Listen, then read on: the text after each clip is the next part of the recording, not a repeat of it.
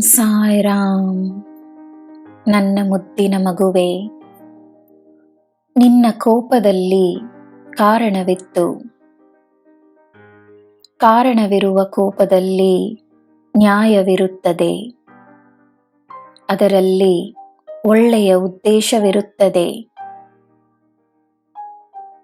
ಅದೇ ಸಮಯ ಕೋಪದಲ್ಲಿ ನೀನಾಡುವ ಮಾತುಗಳ ಮೇಲೆ ಗಮನವಿರಲಿ. ಕೋಪವನ್ನು ಶಾಂತವಾಗಿ ವ್ಯಕ್ತಪಡಿಸಿದಾಗ ಅದರಲ್ಲಿ ಶಕ್ತಿ ಇರುತ್ತದೆ. ನಿನ್ನ ಶಾಂತಿಯನ್ನು ಕಳೆದುಕೊಂಡು ಯಾವ ಕೆಲಸವನ್ನೂ ಮಾಡಬೇಡ. ನಿನ್ನ ಕೋಪವನ್ನು ನನಗೆ ಒಪ್ಪಿಸು. ನಿನ್ನ ನೋವನ್ನು ಕೊನೆಗೊಳಿಸುತ್ತೇನೆ. ನನ್ನನ್ನು ನಂಬು.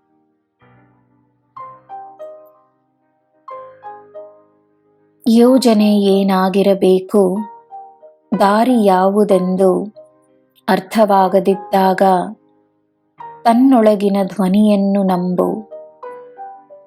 ಧ್ಯಾನದಲ್ಲಿ ನೀನು ತನ್ನನ್ನು ಪಡೆಯಬಹುದು. ನನ್ನ ಉಪಸ್ಥಿತಿಯನ್ನು ಅನುಭವಿಸಬಹುದು. ನನ್ನ ಪವಾಡಗಳನ್ನು ಗುರುತಿಸಬಹುದು. ನಿನಗೆ ಸಿಗುವ ಕೆಲಸ ನನ್ನದೇ ಆಶೀರ್ವಾದವಾಗಿದೆ.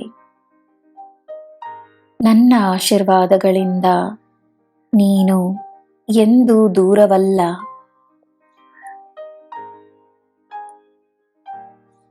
ನಕಾರಾತ್ಮಕತೆಗೆ ನೀನು ಯಾರೆಂದು ತೋರಿಸಬೇಕಾಗಿರುವ ಸಮಯವಿದು. ಒಂದಾದ ಮೇಲೆ ಒಂದು ವಿಷಯ ನಿನ್ನನ್ನು ನಕಾರಾತ್ಮಕ ಮಾರ್ಗಕ್ಕೆ ತಳ್ಳಿದರೆ ನೀನು ಸಕಾರಾತ್ಮಕ ಶಕ್ತಿಯೆಂದು ತೋರಿಸು. ನಿನ್ನಲ್ಲಿರುವ ನಕಾರಾತ್ಮಕತೆಯೇ ನಿನ್ನ ಶತ್ರು. ಸಕಾರಾತ್ಮಕತೆ ಎನ್ನುವ ಮಿತ್ರನನ್ನು ಆಹ್ವಾನಿಸು. ನಿನ್ನ ಸಹಾಯಕ್ಕೆಂದು ಕರೆ. ನನ್ನ ಮಗುವೆ, ಮುಗಿದು ಹೋದ ಕಥೆಯನ್ನು ಪುನರಾರಂಭಿಸುವ ಅಗತ್ಯವಿಲ್ಲ. ನಿನಗೆ ನಾನು ನೀಡಿರುವ ಹೊಸ ಅಸ್ತಿತ್ವ, ನಿನಗೆ ತೋರಿಸಿರುವ ಹೊಸ ಮಾರ್ಗ ನಿನಗೆ ಹೊಸ ಜೀವನವನ್ನು ನೀಡುತ್ತದೆ. ನಂಬಿಕೆಯಿಂದ ಮುನ್ನಡಿ. ಹಿಂದಿರುಗಿ ನೋಡದೆ ಮುನ್ನಡಿ. ನಿನಗೆ ಎಲ್ಲ ಶುಭವೇ. ಜೈ ಸಾಯಿರಾಮ್.